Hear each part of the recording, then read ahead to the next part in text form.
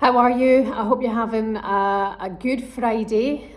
Please subscribe if you haven't already.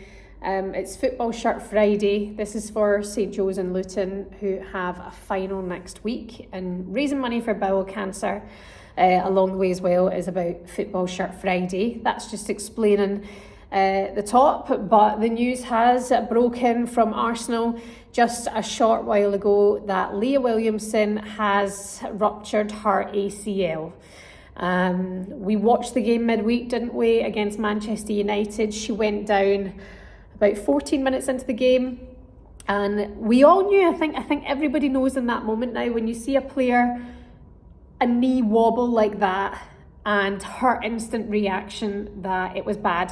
And the going through social media, going through what the press have been saying and the media are saying is, what does this mean for England and the World Cup? And it's confirmed now that she is obviously going to be out for quite some time. We know that a ACL injury is about 10 months to a year to recover from, which means her hopes of being captain of the England squad this summer at the World Cup in Australia will be over at this point in time, which is very, very sad. There's so much to discuss here. Another ACL injury. We're at this point now where you could make a Champions League side on ACL injuries with Champions League players. That is what we're at this point in time. Now, research has started, hasn't it? The sports scientists are looking into why this is happening, why it's so prevalent in the women's game at this moment in time. Is it certain exercises that they're doing? Is it the intensity of the games? Because Leah Williamson had played 5 games in 20 days there, which is a lot of football. Is it hydration? Is it the shape of her boots? Is it her hips?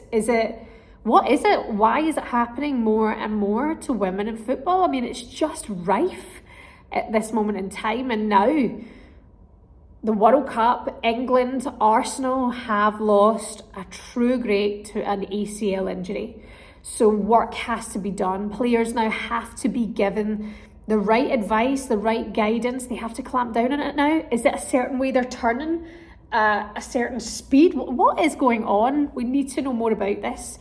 And my heart goes out to Leah Williamson and Arsenal, because I mean, they're dropping like flies. They are to the bone marrow now of that squad. She went off, Leah Williamson went off against Manchester United. You're without Kim Little to the end of the season. We know well and truly what it's like not having Vivianne Miedema and Beth Mead.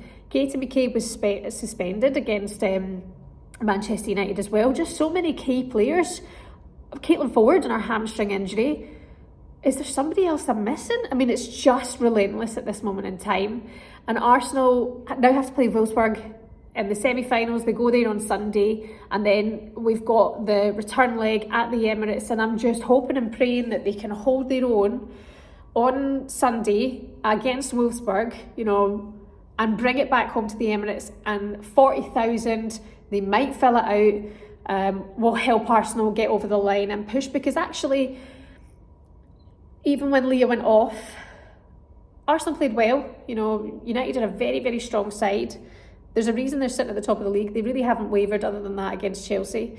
But what is going to happen now for England at the World Cup as well? You're without your captain, somebody who's now lifted 4 trophies since she's become the England captain. It is a huge loss to the team. What will Serena Wiegman be thinking? Millie Bright, you instantly think, well, then she'll become captain. She's vice-captain at this moment in time, isn't she? And Millie Bright's injured as well. It spells huge problems for England going into this tournament, I would say that for sure. Because it already feels like now, even without the likes of, say, Jill Scott and Ellen White, England have had their first defeat just after the finalissima against Australia, who are, again, are a very, very good side, but we're, again, without some of the key players. There will be a shift in that now. The unbeaten run was bound to come to an end at some point. Better to happen before going to the World Cup. But now you've lost your key player, one of your starting 11 in defence. It is a huge problem for England. But my real concern is really as to why this is happening more and more and more often. And use that Arsenal team as your guinea pigs. Let's find out what is going on. You know, is it a way that they're training? Is it, I don't know. I mean, I don't know. I'm not a scientist. Well, could be, but I'm not.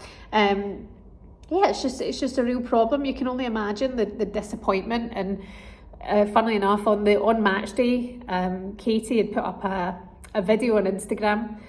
It was starred to close friends, and it was Jenny Beattie playing the guitar, and Leah Williamson was in the video kind of like singing, and it seemed like a nice kind of atmosphere, everyone sitting having a bit of chill time before they got ready for the match. And she looked in a really happy place. I remember thinking to myself, well, that seems like a nice vibe. And Leah Williamson looks happy singing along to Jenny Beattie on the guitar there.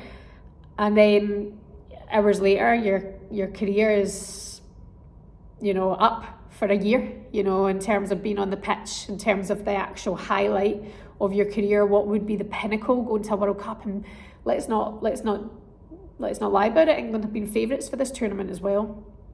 So a few things have changed. I imagine there will be a lot for Serena Wiegmann to think about, probably with Arsenal now looking ahead to the weekend. We'll probably see a lot of Wubben Moy come back in as well. I'm enjoying watching Jenny Beattie as well, getting a bit more minutes under her belt. It's been good to see her back at it. She has a lot to give, and she's just somebody who brings a lot of experience as well, especially, you know, even in the Champions League.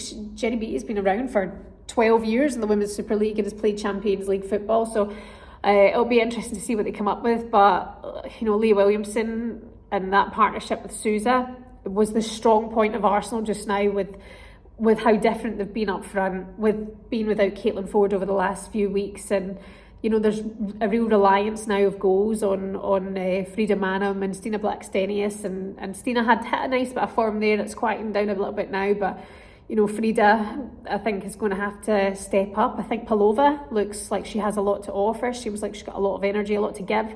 But again, these are younger players. You know, you're wanting to rely on the experience, and Leah Williamson brings so much experience to that Arsenal side because she lives and breathes it and has for so many years.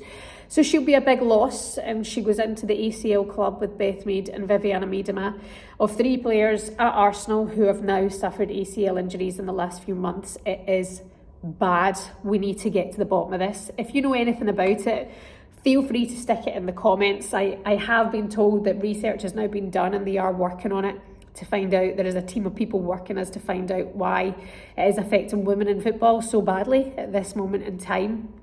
Emma Hayes has been an advocate of, you know, making sure that they do this research for quite some time. So fingers crossed, you know, it's another key, brilliant. Any player shouldn't have to suffer an injury like that because the right research maybe hasn't been done so far. So thoughts and wishes to Leah Williamson. Another huge blow to Arsenal and a huge blow to England as well.